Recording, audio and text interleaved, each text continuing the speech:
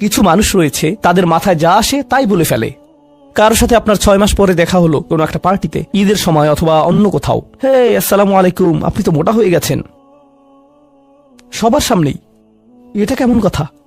আপনি এটা মনে মনে আনতে পারেন আর নিজের মনে মনে মাশাআল্লাহ বলতে পারেন, কিন্তু সবার সামনে কেন আপনাকে এই কথা বলতে হবে? হেই, তুমি তো কয়েক বছর আগে পড়ালেখা ছেড়ে দিয়েছিলে, এখনো পাশ করনি, এখনো ফেল অবস্থাতে আছো। মানুষ আপনাকে এরকম কথা বলে আর এটা আপনাকে রাগান্বিত করে। এই অবস্থায় কি করবেন? আল্লাহ বলেছেন এটা আপনার মনের বিনয় প্রকাশের অংশ। এভাবেই আল্লাহ আমাদের বিনয় যাচাই করবেন। আর প্রসঙ্গক্রমে তারাই হয়ে থাকে আমাদের সবচেয়ে কাছের মানুষ, যার অর্থ আপনি এই ধরনের পরিস্থিতিতে বারবার বারবার বারবার পড়বেন। কিভাবে এটা থেকে বেরিয়ে আসবেন? আল্লাহ বলছেন ওয়াইদা খাতাবাহুমুল জাহিলুনা ক্বালু সালামা। এটা দিয়ে কতিপয় জিনিস বোঝায়। আমি এখানে সেই কয়েকটি শিক্ষা নিয়ে আলোচনা করব।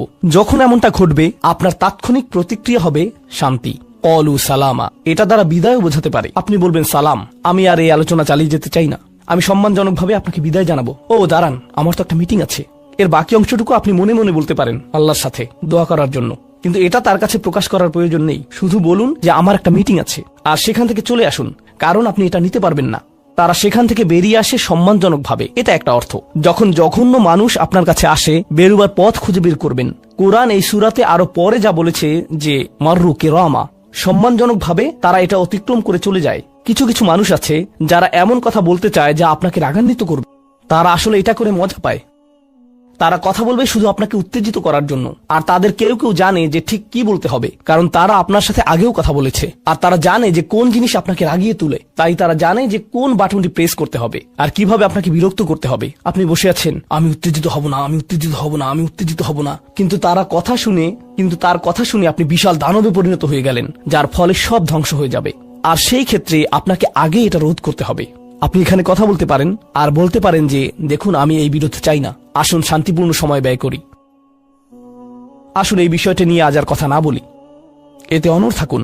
এটা দিয়েও ক্বালু সালামা বোঝায়। আমি আপনার সাথে ঝগড়া করতে চাই না, আমি শুধু চাই আলোচনাটা যাতে কুৎসিত পথে এগিয়ে না যায়। কখনো কখনো আমরা ভদ্রতা দেখাই, আর সেই সুযোগে মানুষ আমাদেরকে অসম্মানজনক কথা বলতে থাকে, এবং আত্মবিশ্বাসের সাথে মানুষকে জানিয়ে দিবেন যে তাদেরকে থামতে হবে, তারা সীমা ছাড়িয়ে যাচ্ছে। এটা সঠিক নয়, এমনটা করা সম্মানহীনতা নয়, শিষ্টাচার বহির্ভূত নয়। আপনি নিজের জন্য রুখে দাঁড়াতে পারেন, কিন্তু এটা শুধু মর্যাদাপূর্ণ উপায় করতে হবে, এমনভাবে যা শান্তিপূর্ণ। এছাড়াও সালামা শব্দটিকে অনেকেই অবস্থা হিসেবেও দেখেছেন। অন্য কথায়, যখন তারা জবাব দেয় তারা পরিপূর্ণ শান্তিপূর্ণ অবস্থায় থাকে, এটা ভিন্ন একটা অর্থ।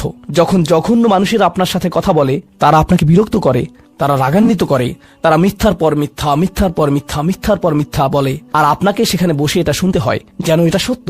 আর তারা এটা অন্য মানুষের সামনে বলে, আর আপনি কোনো কারণ ছাড়াই ঝামেলায় পড়ে যান। যখন আপনি জবাব দেন, আপনার জবাব যাই হোক, জবাবটা শান্ত হওয়াটাই উত্তম। যখন জবাব দিবেন, আপনাকে শান্ত এবং পরিশীলিত হতে হবে। এটাই ক্বালু সালামা। আর যারা জীবনে এটা ধারণ করতে পারে, তারা আল্লাহর কাছে বিশেষ মানুষ, ইবাদুর রহমান। অন্য কথায়, এই অনুপ্রেরণাটিকে আমাদের মনে রাখতে হবে। সেই রকম সময়ে যেই ব্যক্তির সাথে আপনি কথা বলছেন সে এর যোগ্য না, বরং সে হয়তো চপটাঘাত পাওয়ার যোগ্য। আপনাদের কেউ কেউ হয়তো প্রতিউত্তর দেয়ায় খুবই পারদর্শী, কেউ হয়তো আপনাকে বিদ্রুপাত্মক কিছু বলছে, আপনি তাকে কথা দিয়ে পিষে ফেলতে পারবেন। ও মাই গড, আপনার মাথায় যে জবাবগুলো আসে, তালিকা করা একাধিক জবাব, আমি কি এ বি সি বলবো নাকি উপরের সবগুলো একসাথে বলবো, আপনার মাথায় এটা চলছে।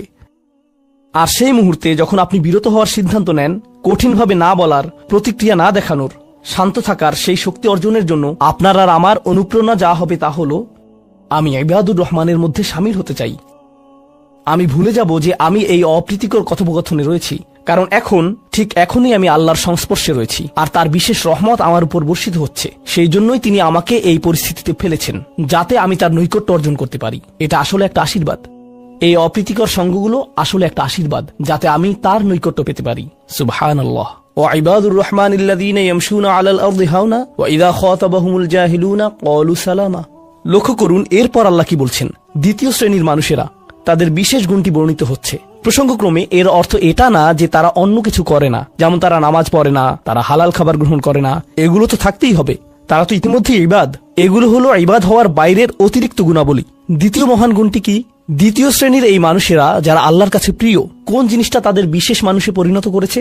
ওয়াল্লাযীনা ইয়াবিতুনা লিরাব্বিহিম সুজ্জাদান ওয়া কিয়ামান, যারা রাত্রি অতিবাহিত করে তাদের প্রভুর উদ্দেশ্যে সিজদারত এবং দণ্ডায়মান অবস্থায়। তারা লোকচক্ষুর অন্তরালে গভীর রাতে নামাজে মশগুল থাকেন, কারণ তারা জানেন যে রাতের গভীরে আল্লাহ তাদের সবচেয়ে নিকটে থাকেন। আমাদের অনেকের জন্য এটা অনেক কঠিন যে আল্লাহ যদি তার সবচেয়ে নৈকট্যপ্রাপ্ত মানুষদের কথা বলেন, এই শ্রেণীর মানুষদের দিয়ে শুরু করাটাই প্রত্যাশিত ছিল। এটাই প্রত্যাশিত ছিল যে আল্লাহ এমন মানুষদের দিয়ে শুরু করবেন যারা সবচেয়ে বেশি নামাজ আদায় করে, বিশেষত এমন সময়ে যখন তিনি নিকটে থাকেন, যা হলো রাতের মধ্যপ্রহর। সেখান থেকে শুরু হওয়ার কথা ছিল, কিন্তু না, তিনি সেখান থেকে শুরু করেননি। তিনি বিনয় দিয়ে শুরু করেছেন, কারণ রাতের সেই নামাজ যখন আপনি এবং আমি আল্লাহর সামনে বিনয়াবনত হই, নামাজরত অবস্থায় অন্য কেউ দেখার সুযোগ না থাকে, চমৎকৃত করার মতো আর কেউ না থাকে, একমাত্র যাকে আপনি চমৎকৃত করতে চান তিনি হলেন আল্লাহ। আপনার আত্মাভিমান চলে গিয়েছে, আল্লাহর সম্মুখে দণ্ডায়মান হয়ে আপনি পূর্বেকৃত সকল অপরাধ স্বীকার করেছেন, আল্লাহর সাথে আপনি উন্মুক্ত আলোচনায় রত আছেন, সকল অহংকার থেকে মুক্ত হয়ে। যদি নিজেকে অহংকার মুক্ত করতে চান, প্রথম ধাপটি হলো আপনি কি মানুষের সামনে অহংকারকে বিসর্জন দিতে পারেন, আর তারপর আল্লাহর সম্মুখে উপস্থিত হন। আমরা এমন অনেক মানুষদের কথা জানি যারা ইবাদতে পারদর্শী, কিন্তু মানুষের কাছে তারা খারাপ হিসেবে বিবেচিত। এটা আদর্শ নয়। এখানে একটি শ্রেণীকে অগ্রাধিকার দেয়া হয়েছে, আর এরা তারাই যারা মানুষের সাথে বিনয়ী। তারপর যারা আল্লাহর সামনে বিনয়াবনত হয়ে উপস্থিত হয়, এটা অর্জন করা সহজ নয়। কিন্তু যদি সপ্তাহে একবার, আমি জানি যে এটা কঠিন হবে, কিন্তু সপ্তাহে একবার আপনি মসজিদে ইশার নামাজ পড়লেন, আর এরপর সরাসরি বাসায় চলে গেলেন আর ঘুমিয়ে পড়লেন, আর সেটা তখনই সম্ভব হবে যদি আপনি প্রত্যুষে ঘুম থেকে উঠেন, আর এরপর দিনে না ঘুমান। তো ফজরের সময় উঠুন, এরপর ঘুমাবেন না, নিজেকে পরিশ্রান্ত করুন, এশা পড়ুন, এরপর ঘুমাতে যান। এরপর অ্যালার্ম দিয়ে রাখুন, ফজরের 30 মিনিট আগে অ্যালার্ম সেট করুন, উঠে গিয়ে কয়েক রাকাত নামাজ পড়ুন। শুধু এটুকুই করুন, নিজের মতো করে এটা করুন। এজন্য অন্য কারো ঘুম ভাঙাবেন না, এটা নীরবে করবেন। ঘরের কোনো এক কোণে চলে যান, সেখানেই নামাজ পড়ুন। যদি সপ্তাহে একবার বা দুবারও এটা করতে পারেন, যে প্রশান্তি পাবেন, আল্লাহর সাথে যে সম্পর্ক অনুভব করবেন, সেটা আপনাকে সবচেয়ে কঠিন সময়েও সাহায্য করবে। আল্লাহ আমাদেরকে এই মানুষদের অন্তর্ভুক্ত করে দিন। ওয়াল্লাযীনা ইয়াবিতুনা লিরাব্বিহিম সুজ্জাদান ওয়া কিয়ামা। এরপর আসছে তৃতীয় ধরনের মানুষের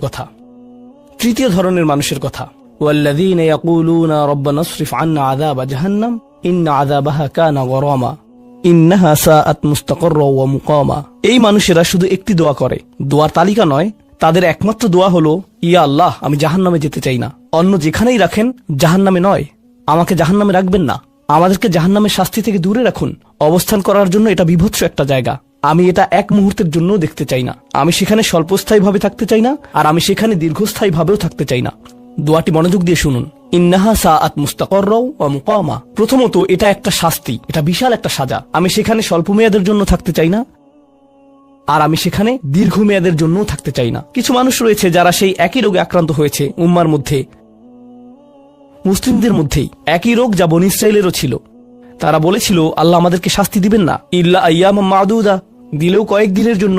মুসলিমদের মনোভাবও এমন হয়েছে। তারা বলে, আল্লাহ আমাদের শাস্তি দিবেন, কিন্তু তা তো চিরদিনের জন্য না, তাই না?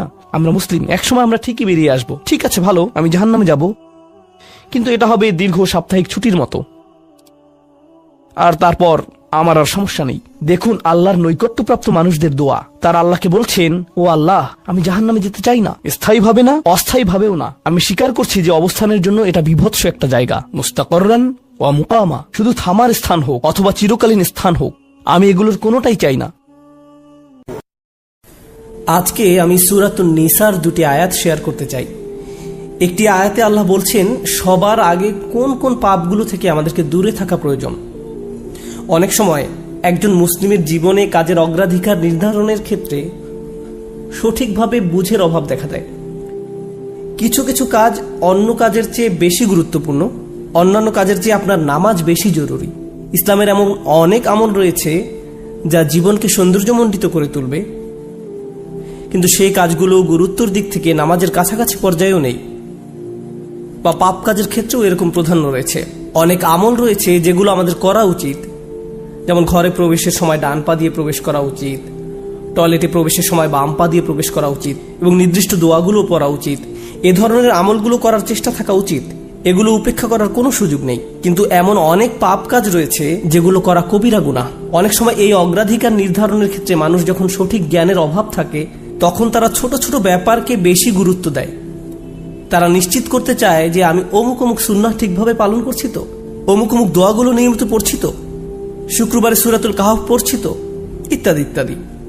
তো তারা ছোট ছোট আমলগুলো সঠিকভাবেই আদায় করে, কিন্তু একই সময়ে চোখের সামনে থাকা বিশাল বিশাল গুনাহগুলো অনায়াসেই করে ফেলে। করার সময় দ্বিতীয়বার চিন্তাও করে না।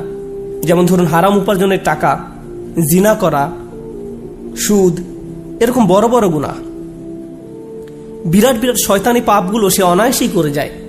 মনে হয় যেন চোখ থাকতেও সে অন্ধ। ছোট ছোট আমলগুলো আপনি ঠিকই গুরুত্ব দিয়ে করে যাচ্ছেন, যেন মনে মনে ভালো ফিল করতে পারেন যে যাক আমি তো ধর্ম পালন করছি। এজন্যই কুরআন আমাদেরকে বিভিন্ন আমলের সঠিক অনুপাত ঠিক করে দিয়েছে। আল্লাহ এই আয়াতে বলছেন, ইনতাজতানিবু কাবাইরা মা তুনহাউনা আনহু, যদি তোমরা নিষিদ্ধ কাজের বড় বড়গুলো হতে বিরত থাকো। সুতরাং দেখা যাচ্ছে এমন অনেক বড় বড় পাপ রয়েছে যেগুলো থেকে আমাদের অবশ্যই বিরত থাকতে হবে। যদি আমরা এটা করতে পারি তাহলে ছোট ছোট পাপের ক্ষেত্রে আল্লাহ বলছেন, নুকাফিরু আনকুম সাইয়্যাতিকুম, তাহলে আমি তোমাদের ছোট ছোট পাপগুলো ক্ষমা করে দেব।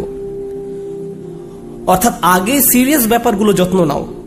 কোরআন যেগুলোর উপর গুরুত্ব আরোপ করেছে, যেমন টাকা উপার্জনের বিষয়টা, কিভাবে আমরা টাকা আয় করি এবং কিভাবে তা ব্যয় করি, সে ব্যাপারে আগে যত্নবান হওয়া, এটা খুবই সিরিয়াস একটা ব্যাপার।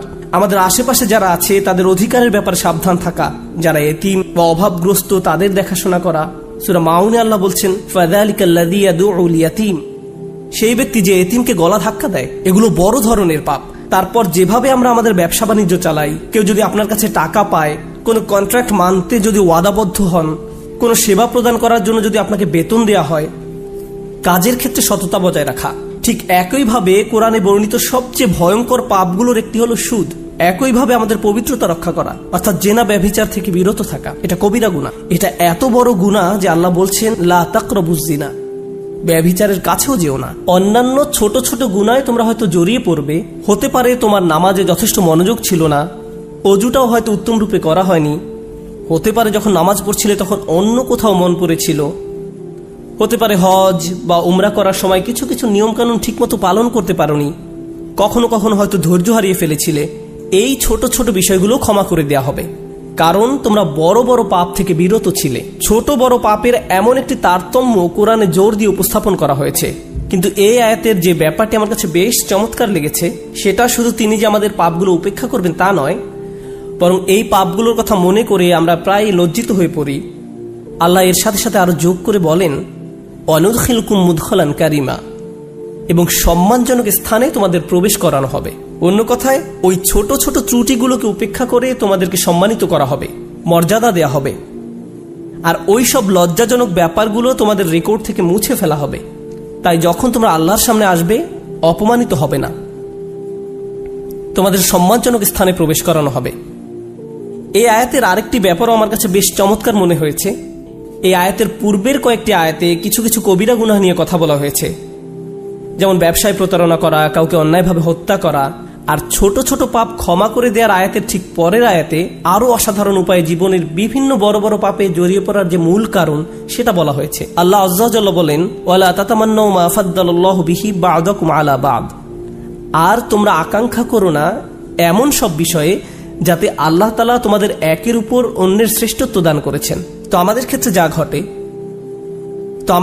যা ঘটে যখন আমরা এমন কাউকে দেখি যে আমাদের চেয়ে বেশি টাকা উপার্জন করে, আমাদের চেয়ে তার চেহারাটাও বেশি সুন্দর, তার গাড়িটাও উত্তম, তার সাংসারিক জীবনটাও প্রশান্তির, কখনো কখনো ভাই বোনের মাঝেও এই হিংসা দেখা দেয়। যেমন আমি বলতে শুনেছি, আমার বোনের গায়ের রং আমার চেয়ে উজ্জ্বল।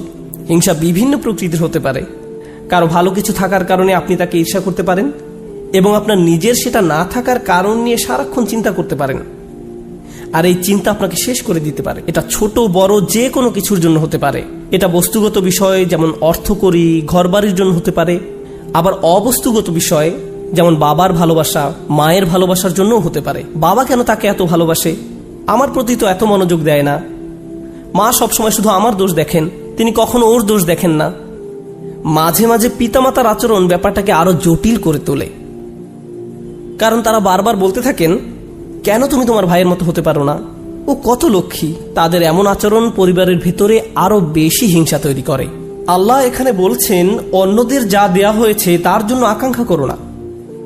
আপনি নিজেই তো দেখতে পান যে আপনার চেয়ে ভালো চেহারার মানুষ রয়েছে, আপনার আমার চেয়ে বুদ্ধিমান মানুষও রয়েছে, আমাদের চেয়ে বেশি টাকা কামাই করে এমন লোকজনও রয়েছে। পরিবারে এমন কেউ থাকতে পারে যে আপনার চেয়ে বেশি প্রশংসা লাভ করে।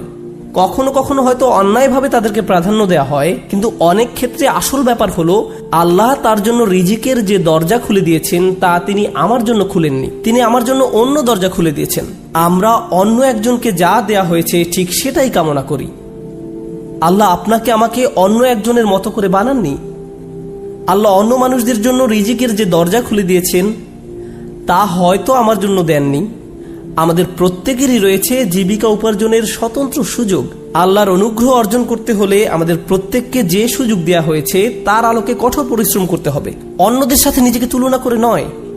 এই আয়াত যে ইতিবাচক বিষয়গুলোর প্রতি জোর দেয় সেটা আলোচনা করার পূর্বে আমি আরেকটা ব্যাপারে কথা বলতে চাই। এই হিংসা কেন অনেকগুলো বড় বড় গুনাহের মূল কারণ?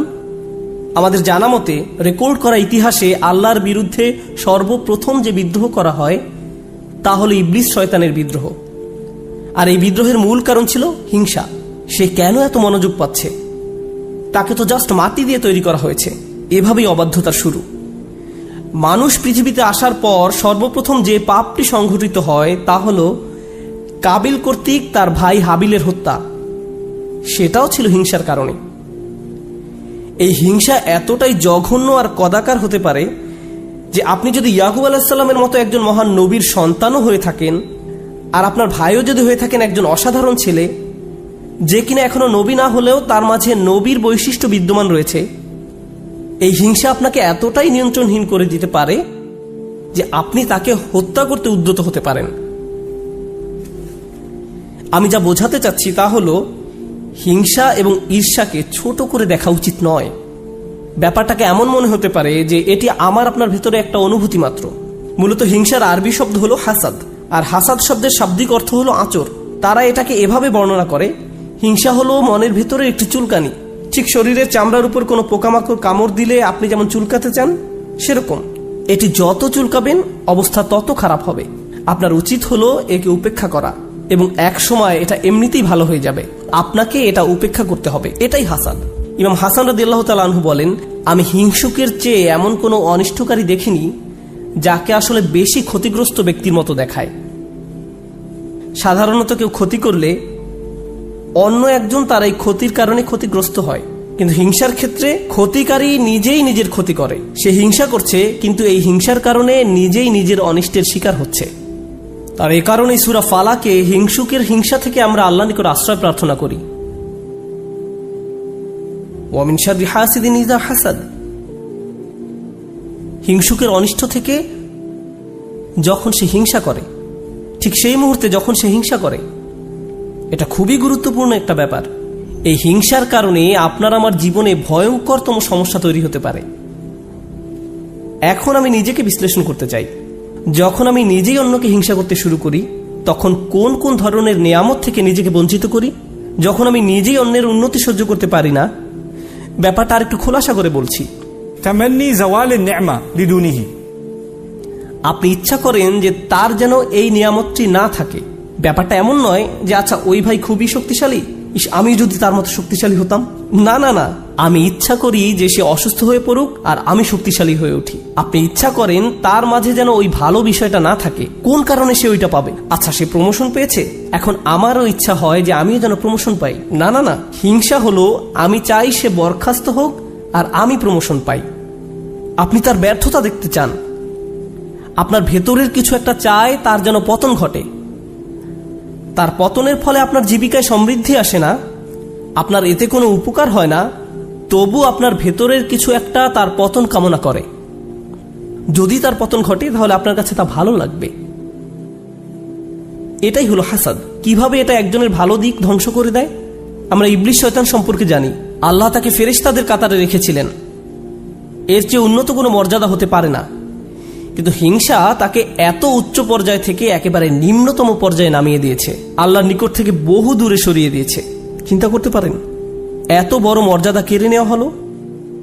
এর মূল কারণ ছিল হিংসা। চিন্তা করতে পারেন? মূল কারণ হলো নিজেকে অনেক বড় কিছু মনে করা। হিংসার কারণে হত্যার মতো জঘন্য অপরাধ সংঘটিত হলো। আল্লাহ সূরা আরাফে বর্ণনা করেন,